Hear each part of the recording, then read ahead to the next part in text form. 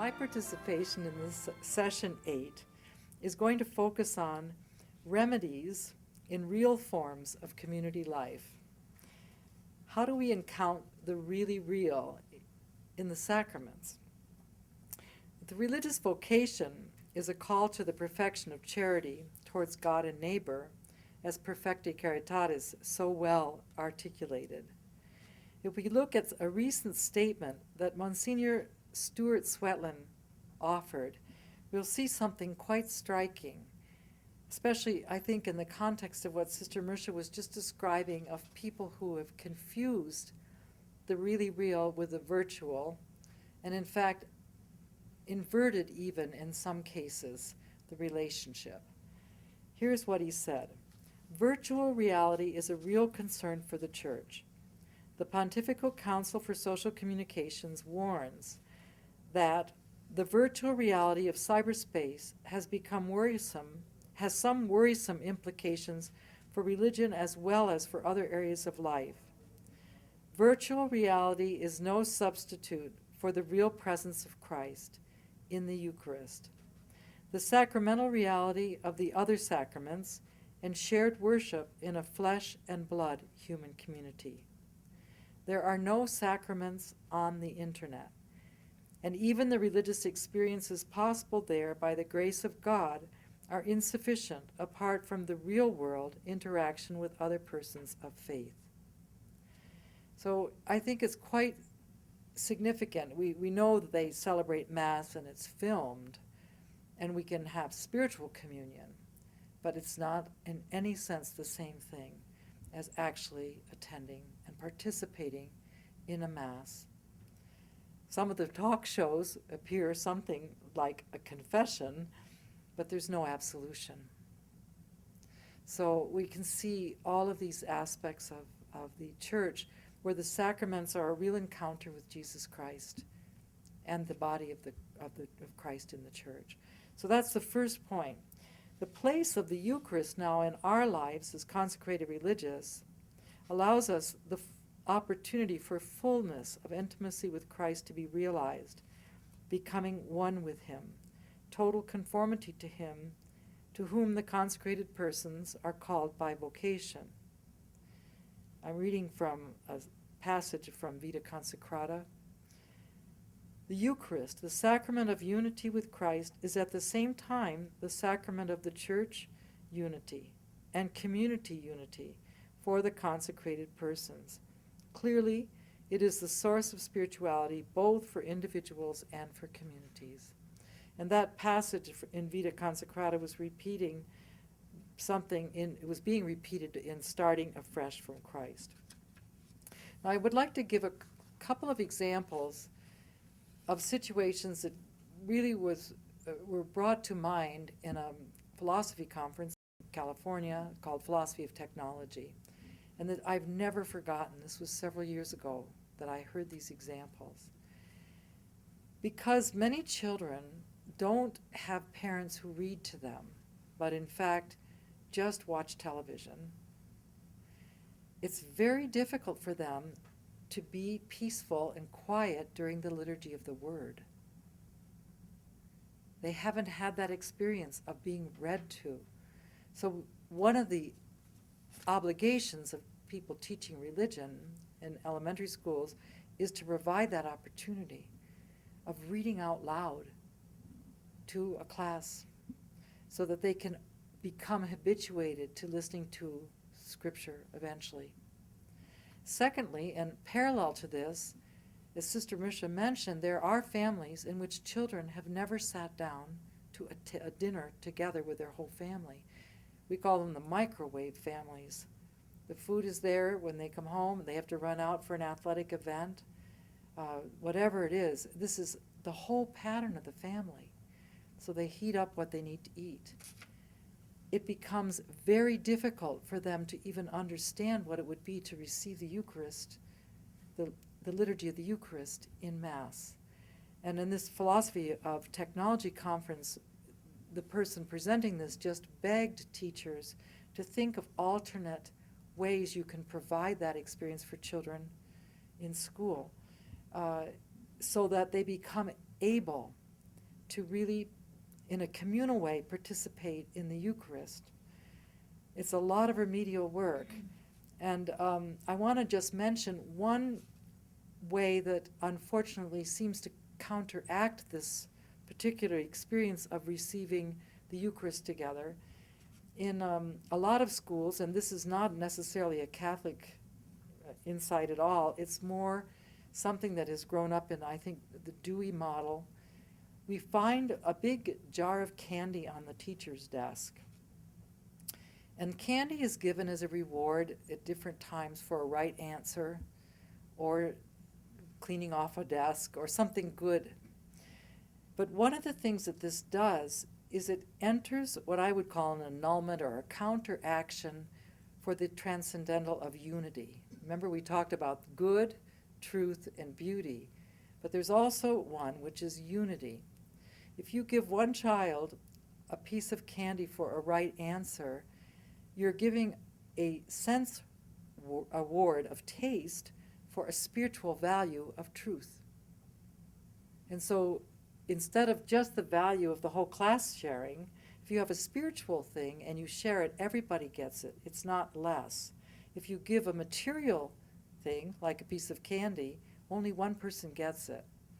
And so it creates not only a disunity in the individual child, so instead of the spiritual value elevating and having unity in the child and for the whole classroom, it creates the sense, well, the value of this truth is actually the good taste, the pleasure of the chocolate or whatever it is. It also creates disunity in the classroom because it creates competition. One gets it, the others don't. So again, value, let's say that the person cleaned their desk well. Mother Timothea told me something they used to do in Old Mercy is say, well, now you can clean the blackboard or the bulletin board. You expand the act of charity that they can do instead of bringing it down by just rewarding them individually. So it's a small point, but it shows that there are these opportunities in education especially, but in other ways of constantly working towards this awakening the capacity to receive spiritual values, and that the teachers have and parents have an amazing opportunity for that. Well, the new and special bond with Jesus Christ, which we have the gift of the opportunity through our Christian life and especially in our religious life, opens up this dynamic bond between the human person and the divine persons in the direction of two further interpersonal relations. We're talking about Jesus Christ opens up our relation to the Father, and we have the Holy Spirit opening up our relation also to our brothers and sisters. In fraternal life and charity, we are told that the gift of communion that we have the privilege of receiving in religious life, from this arises a duty to build fraternity with our brothers and sisters in a given community where we live together. And I've mentioned this before, but I'll repeat it.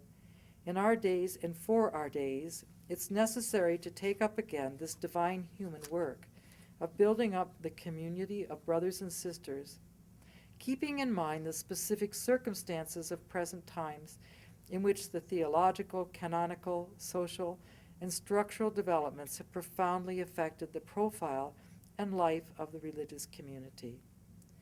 So what we've done now is talk about all sorts of examples of ways in which the new media are available to us in our present time, for good or for worse, the dual dimension of this great gift to the church, as the popes have said.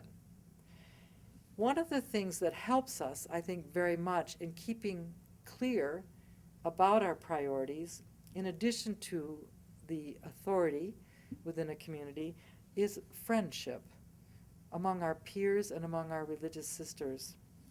It's one of the greatest gifts of religious life.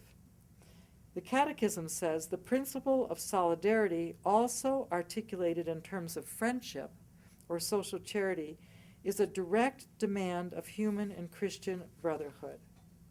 So how can Christian charity of sisterhood, which flourishes in religious life, help us to develop these friendships which are Christian and therefore ultimately potentially eschatological, that will last forever.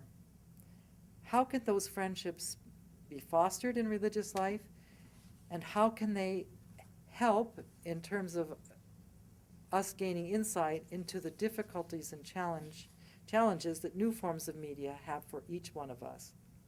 Thomas Aquinas named 4 essential characteristics of Christian friendship. The first is that good or benevolence is wished for the friend, not concupiscence or utility. If you have a very good friend in religious life, you want the good for them. You don't want to use them to help you do your homework only, or just because you enjoy being with them. He says that if a friendship is based on virtue and wanting the good, it will be enjoyable and useful as well. But that's not the purpose of it. The second characteristic is it has to be mutual. Both of you have to feel that you are a friend of one another. This is why when we get these invitations to be my friend on the internet from someone we hardly know, it doesn't fulfill St. Thomas's criteria. It's not mutual. Third, it has to be founded on some kind of communication. So there has to be dialogue with truth, honesty, gentleness, in whatever it would be in your religious life. And fourth, it has to be a form of charity. So it flows out of your love through the love of Christ in the religious community. Father Schleck, in his book on the theology of vocations, describes the Thomistic view of friendship as follows. Since charity is defined as friendship, its presence in the soul sets up a relation of intimacy with the 3 divine persons.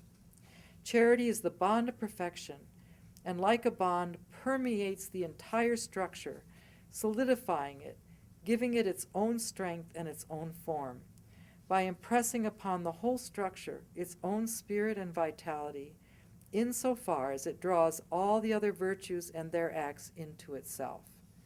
St. Thomas says charity is the form of all the virtues. Now, in old religious life, which I have been told about because I entered after the renewal, there was often a fear of what was called particular friendships.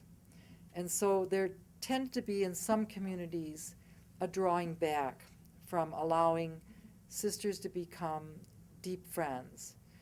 In the renewal, that has opened up in quite a different direction. And I think in part probably because if you look at our Holy Father John Paul and others, I mean, the man had incredible friendships, which lasted all his life, but they were pure of heart. They never excluded others. And so just his example, his model, Pope Benedict as well, they're capable of great friendships. So what happens is that we have to think about how then our friendships can go deeper and deeper in charity, as St. Thomas has described them. At the same time, is they're not cliques. They don't exclude other sisters. They're open to deep charity. Now, it doesn't mean we're going to be equally capable of having that natural affection for all of our sisters on the same way, but we can always grow in friendship. Now, Mother Catherine Macaulay, our founders, has a beautiful description of how we can do this, which I'd like to share with you. If we love God, we will undoubtedly love our neighbor also. They are as cause and effect. Jesus Christ counsels us to love our neighbor as ourselves. Now, nothing is more certain than that we desire for ourselves every spiritual and temporal advantage, and we love everything that contributes to it. Then, to fulfill Christ's command, we should with equal